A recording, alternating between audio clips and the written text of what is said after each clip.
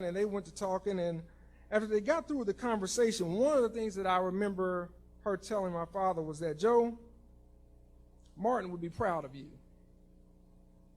And to this day, that is something that I know means more than any award he's ever gotten, and for me, it means more than any praise or anything positive that's ever been written about my father, was to have the blessing and the okay of the keeper of the flame at that time, Mrs. Coretta Scott King. And so while we're here to celebrate and commemorate tonight, I want us to make sure that we discuss and talk about how we carry on the legacy in Echoes of a King. Now, many of you may have heard the story of the Echo, but for those who haven't, I'll give it to you very briefly. There was a boy walking along with his father, and he was walking along out in the woods, and he tripped and fell and hurt his leg. And as he hurt his leg, he screamed. And when he screamed, he heard an echo come back. Not knowing what the echo was coming from or where the sound was coming from, he yelled out, "Coward." And he heard "coward" in the echo. Well, then he yelled out, "Stupid." And he heard "stupid" in the echo. Still a little bit confused, the young boy then turns to his father and says, "Where's that voice coming from? Who's repeating everything that I'm saying?" And the father says, "No one's out here. That's the echo." And the boy, not understanding what the echo is, says to the father, "Well, what's an echo?" And he says, "Listen to me." He says, "I love you." And he hears, "I love you" back. He says, "I admire you." And the echo says, "I admire you" back. He says, "You're a great man." And he hears, "You're a great man" come back. The boy starts to get a little bit, and the father tells him that the echo is much like life. You see, what you put into it is what you'll get out of it. And regardless of how much it is or what it is, it's up to you what you put into this life. And that will be what reverberates back to you. And so when we talk about Dr. King and the echoes of a king, we have to start with some of the basics. Because history now frames Dr. King in 1963 with just his "I Have a Dream" speech, which is kind of, to use a Hollywood analogy, like framing Denzel Washington and his role in Training Day. It's a great role. It's a great movie. But it doesn't capture everything that he's done through the arc of his career. This dumbs down those who don't know that Dr. King was an author, a prolific author, who in 1958 wrote "Stride Toward Freedom" about his leadership in the Montgomery bus boycott, which, by the way, he didn't really want to lead. And for those who are students of history, you understand how the boycott went. I won't get into that too much right now. But the "I Have a Dream" speech doesn't give justice to the evolution of this reluctant leader to a disillusioned radical by the time he was assassinated. Even today, many people don't even know that Martin Luther King wasn't born Martin Luther King. He was born Michael King, and so was his father. His father changed their name after reading and learning about Martin Luther when Michael was a young boy. Going back to Morehouse homecomings, we would often hear some of the classmates from the class of 1948 talk about Mike. And we never could understand, who y'all talking about? Well, that's what many of them called him, because in particular those who are from Atlanta and grew up with him, that's what they knew him by. And so we have to start with some of the basics. "Justice rolls down like water" is a biblical passage taken from the book of Amos, chapter 5, verse 24. Now, for those who understand who Amos was, they know him to be someone who preached a message of judgment and reform to a more prosperous population in the suburbs. Amos didn't consider himself to be a prophet, but rather a humble farmer from the plains of South Georgia.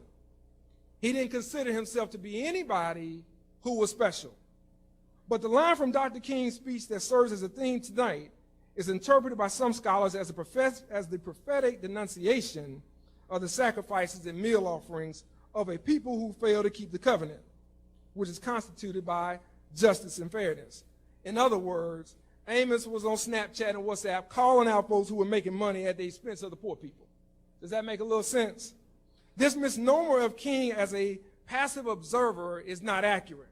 You see, even when we only take the chorus of his most commercialized speech, I Have a Dream, we fail to take into account what his true intentions were.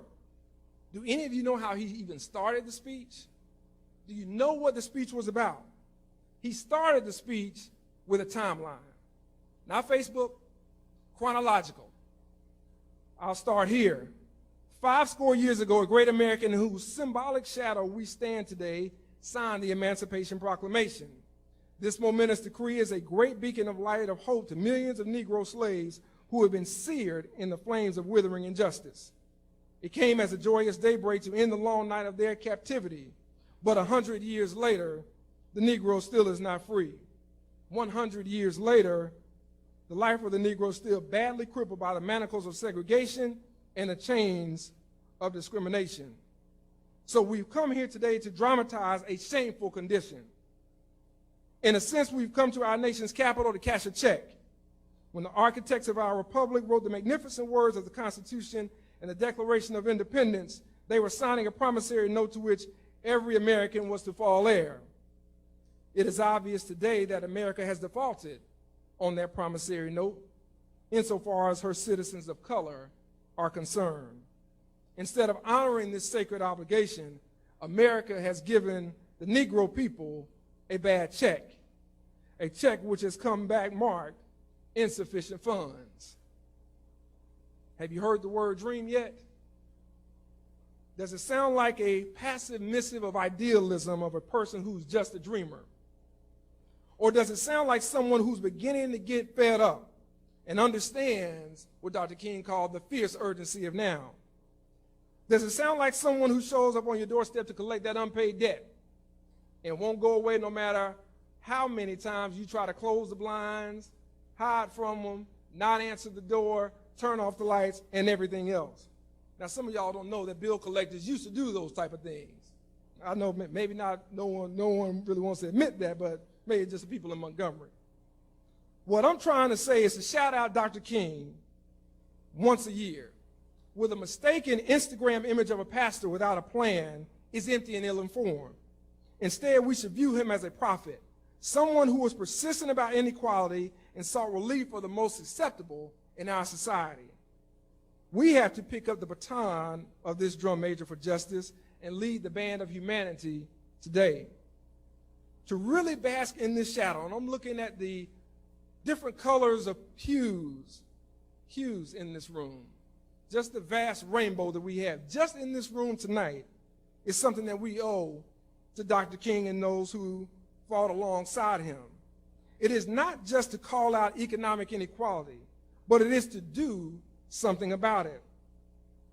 You say a rising tide lifts all boats, only if you have a boat. If you have no boat, you better have a life jacket. And if you don't have a life jacket, you better know how to tread water. And if you don't have any of those, then you drown. And so it's not just enough for us to hold on to those cliches and say, well, this should happen because this is taking place. So the first takeaway tonight, if you don't remember anything else that I say, let's leave with this understanding. I Have a Dream was not about Dr. King's completed ideals of what he thought about this country. It was not about his wishful thinking. His speech at the March on Washington for Jobs and Freedom, first conceived by A. Philip Randolph, the leader of the Brotherhood of Sleeping Car Porters, was a diss track. Some of y'all know what a diss track is. It's Drake versus Meek Mill. It's Kendrick Lamar versus Pusha T. It's Ice Cube versus NWA. I could even go LL Cool J versus Kool Moe Dee. That may be going back a little too far. I Have a Dream speech was a searing critique of the promises that had been made to Negroes but not delivered on. It was Dr. King's effort to put a mirror to the face of the U.S. government and then offset it with the improvisation of I Have a Dream to say, this is what I pray you look like. You aren't here yet. You don't look this good yet. I don't care how long you've been doing PX90, you're not here yet. But maybe if you keep doing it, America, maybe you can look as good as I hope that you can. You see, Dr. King understood the philosophical foundation of service beyond oneself. I was watching some of the slides earlier and noticing all the different things that many of your student groups and many of you have participated in giving service, and that's noble. That's what the Poor People's Campaign was about. That's why Dr. King, when he went to Chicago, called it the most segregated city he had ever been to. Not Selma, not Montgomery, not Birmingham, not Albany, not Memphis, not Chattanooga, not Jackson, Mississippi, Chicago. That part of the journey is often overlooked. So now that we've taken a look back, I want to go to another point. Very quickly, I want to take a look at A Knock at Midnight. That's one of Dr. King's lesser-known speeches. It's taken from the Gospel of St. Luke, chapter 11, verses 5 through 8. I won't read them all, but I'll read the first two verses. And he